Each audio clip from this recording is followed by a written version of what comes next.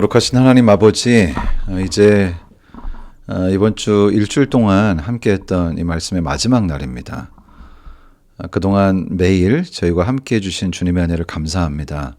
오늘도 성령으로 저에게 더하셔서 우리 주님께서 허락하시는 귀한 은혜를 통해서 오늘 하루를 또 앞으로의 삶을 살아갈 힘을 얻도록 변함없이 우리 주님께서 끝까지 저희와 함께하여 주시옵소서. 우리 주님의 은혜를 다시 한번 감사드리오며 예수님의 이름으로 기도드리옵나이다. 아멘. 일주일 동안 함께해 주신 여러분 진심으로 감사합니다. 우리 주님께서 주신 은혜로 또 저를 마음속에 주님의 말씀을 채울 수 있어서 너무나 좋았고요. 역시 우리 주님의 말씀이 우리의 삶에 진정한 은혜와 또 영감과 기쁨을 준다는 사실을 다시 한번 깨닫는 좋은 시간이었습니다. 오늘은 이제 이 일주일 동안의 말씀을 나누는 시간의 마지막 날입니다. 교과 공부 책에 교과책 그 금요일 소지에 있는 그 인용문의 말씀을 함께 나누겠습니다. 저도 수영을 매우 늦게 배웠는데요. 수영을 배울 때 뭐 어디서나 마찬가지지만 가장 강조하는 것은 몸을 물에 맡기라는 것이죠. 몸에 힘을 다 빼면 뜬다. 굉장히 말은 쉬운데요. 처음에 이렇게 몸에 물을 맡긴다는 게 뭔지 모르겠더라고요. 맡긴 것 같은데 몸이 가라앉고, 그리고 맡긴다는 게 정확히 어느 정도의 힘을 빼야 되는지 모르겠던데, 지금은 이제 그때 몇 달 배운 이후로 계속 수영을 해서 지금은 뭐 뜨는 데는 그렇게 문제가 없습니다. 그런데 처음에는 굉장히 감이 잡히지가 않더라고요. 아마도 뜬다는 것은, 몸을 맡긴다는 것은 모든 것에 힘을 뺀다라고 하는 의미보다는 이 물에다가 자신을 이렇게 얹는 것 같아요. 이렇게 얹고 일단은 마음의 불안감이 없이, 지금 느껴지는 건 그겁니다. 마음의 불안감이 없이 편안한 마음으로 이렇게 눕는 것이죠. 굉장히 심리적인 것이 중요한 역할을 하는 것 같습니다. 그런데 모든 것이 그런 것 같아요. 무엇을 하든지 내가 바둥거리고 버둥거리고 내 몸의 힘으로 하려고 하면 자꾸 잘 안 되는 것이죠. 마찬가지로 우리의 삶에서도 나 자신이 뭔가를 하려고 하고 스스로의 능력을 가지고 버둥버둥 하려고 하면 할수록 우리의 영적인 삶은 오히려 더 힘겨워지는 것이 아닌가 하는 생각이 듭니다. 여기 오늘 저희가 함께 나누는 그 인용문의 말씀 중에 첫 번째 말씀, 사도행적 483페이지의 말씀은 이렇게 시작합니다. 강하고 균형 잡힌 품성을 건설하려고 하는 사람, 온전한 그리스도인이 되고자 하는 사람은 그리스도를 위해 모든 것을 바치고 모든 것을 하여야 한다. 구주께서는 불완전한 봉사를 받지 않으실 것이기 때문이다. 이 말씀이 굉장히 모순되는 것처럼 보일 수도 있습니다. 강하고 균형 잡힌 품성. 누구의 품성이야? 강하고 균형 잡힌 나의 품성을 건설하는데 내가 강하게 힘을 줄 수 있는 모든 것을 내가 아닌 그리스도께 바치고, 내가 강하고 균형 잡힌 품성을 건설하려고 하는데 모든 것을 내가 아니라 그리스도를 위해서 해야 된다고 이렇게 말씀을 하시는 것입니다. 그런데 이 말씀이 모순적인 것 같지만 수영도 그렇고 뭐 다른 스포츠라든지 우리의 삶에서의 일들도 그렇고 결국은 너무나 지당한 말씀인 것 같습니다. 정말로 내가 강하고 균형진 품성을 가진 사람이 되기를 원한다면 사실은 힘을 오히려 다 빼야 되는 것이죠. 주님께 바친다고 하는 것은 우리가 힘을 빼서 드릴 대상이 있다고 하는 것이죠. 우리가 몸에 힘을 빼고 물에다가 내 몸을 맡긴다 이렇게 표현을 하는 것처럼 그리스도께 나의 모든 것을 맡기는 것입니다. 결국은 자기 자신, 나의 판단, 그리고 나의 선택, 나의 고집, 때로는 나의 기호를 포기해야 된다는 것을 의미하는 것 같습니다. 그렇다면 날마다 이렇게 나 자신을 포기한다는 것은 무슨 뜻일까요? 그 다음에 이렇게 인용문에 기록하고 계십니다. 그는 하나님의 말씀을 연구하고 그 뜻을 배우고 그 교훈에 순종해야 한다. 그와 같이 하여 그는 그리스도인의 탁월한 표준에 도달할 수 있다.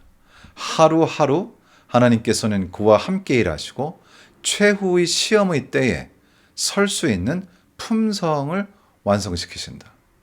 내가 강해지고 내가 균형 잡힌 품성을 건설하려고 하는데 나에 대해서 연구하고 나에게 집중하는 게 아니라 하나님의 말씀을 연구하고 하나님의 뜻을 배우고 그분의 교훈에 순종하면 결과적으로 최후 시험의 때에 설 수 있는 품성이 나에게 완성이 된다고 하는 것입니다. 힘을 빼고 내어놓고 내가 아니라 오히려 내 성품에 개발되는 방법은 하나님께 집중한다고 하는 것이죠. 왜 그럴까를 생각해 봅니다. 저도 아이들을 키운 그런 아버지의 한 사람인데 저희 아이들이 이제 26살, 23살 뭐 그렇습니다.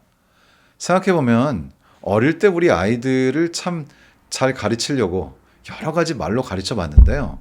결국 결론은 아이들이 항상 저를 따라한다는 것이죠.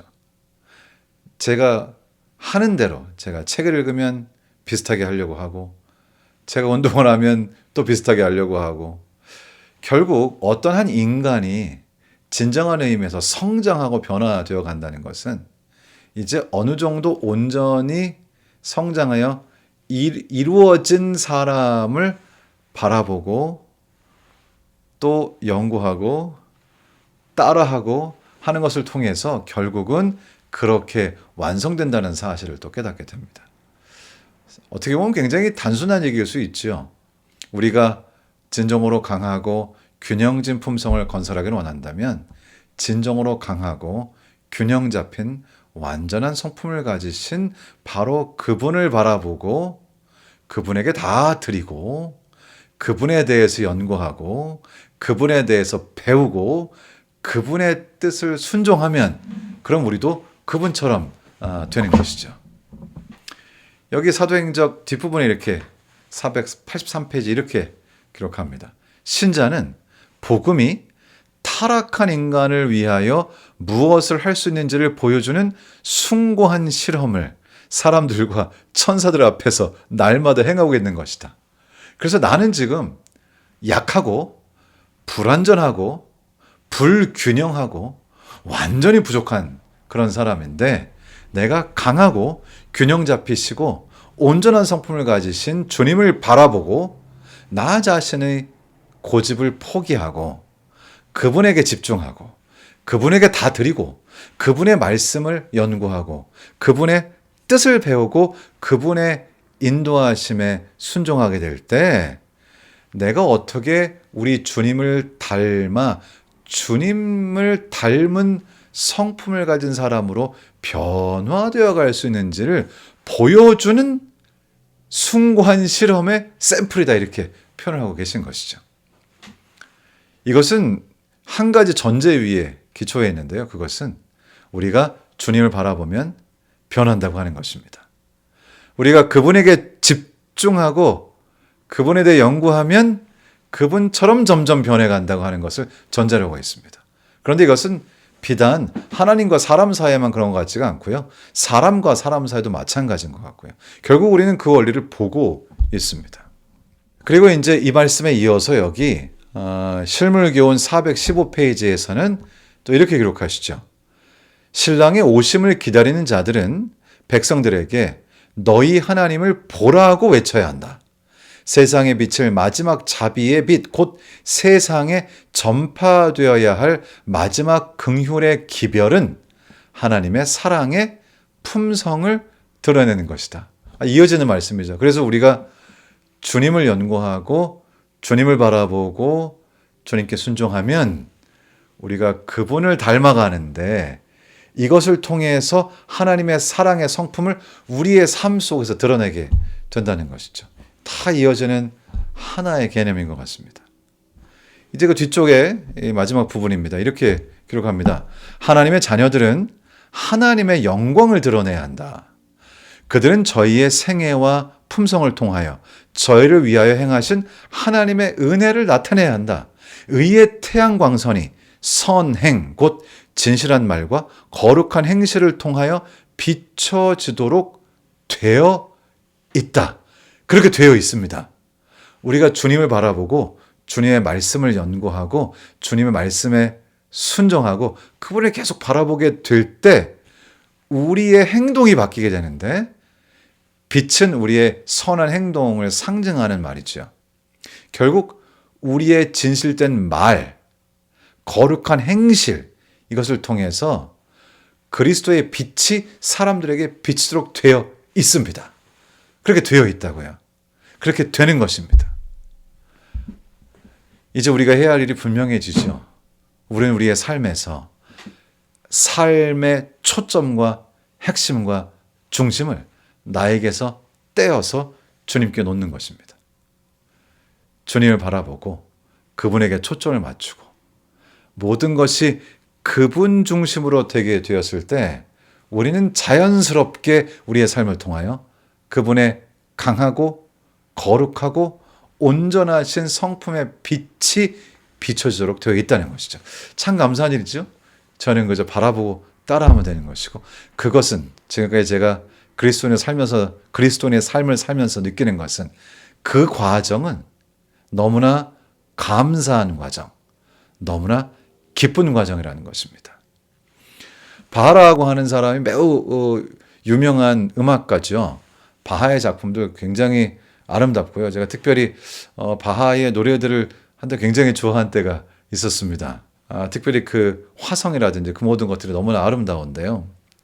이 바하의 작품이 그렇게 아름답고 특별하고 많은 사람들의 마음에 감동을 주었던 여러 가지 이유가 있겠지만은 그 중에 하나가 또 이것인 것 같습니다. 바하는 자신의 음악 작품, 작곡을 한 다음에 항상 끝에 S, D, G라고 이렇게 썼습니다. S, D, G. 이게 무슨 뜻일까요? S, D, G는 아마도 라틴어인 것 같죠? Soli Deo Gloria. 오직 하나님께 영광. 이 바하가 작품을 쓰는 그 목적은 한 가지였습니다. 오직 하나님께 영광. 자기 자신을 빛내거나 다른 무엇을 빛내기 위해서가 아니라 오직 하나님께 영광.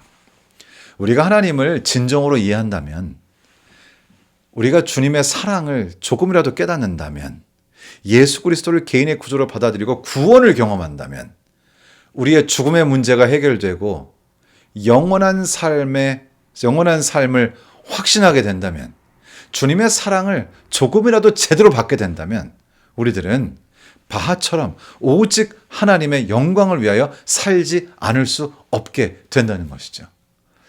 저도 살아보니까 그렇더라고요. 살아보니 우리 하나님의 사랑을 받아보니 놀라우신 주님의 인도하심을 따라가 보니 말로 표현할 수 없는 놀라운 기적적 역사를 경험해 보니 나를 사랑하시는 주님의 사랑을 조금씩 더 깨닫다 보니 제가 살면서 해야 할 일, 할 수 있는 일, 하고 살 수밖에 없는 일이 우리 여호와 하나님께 영광을 돌리는 일이라는 사실을 부정할 수가 없습니다. 우리 주님께서 우리에게 생명을 주셨고 지금도 생명을 지탱하시고 내가 존재할 수 있게 하는 모든 조건들을 맞춰주신 분이 우리 하나님이시고 이 세상에서 죽을 수밖에 없는 운명을 타고 태어났지만은 그러나 그리스도의 십자가의 죽음을 통해서 영원한 생명을 얻고 주님의 사랑을 듬뿍 받고 나를 위해 목숨을 바칠 만큼 살아계시는 분이 사랑해 주시는 분이 있다고 하는 사실을 아주 분명히 깨달아서 삶에서 경험하게 될 때 오직 하나님께 영광을 돌리기 위하여 살지 않을 수가 없더라고요.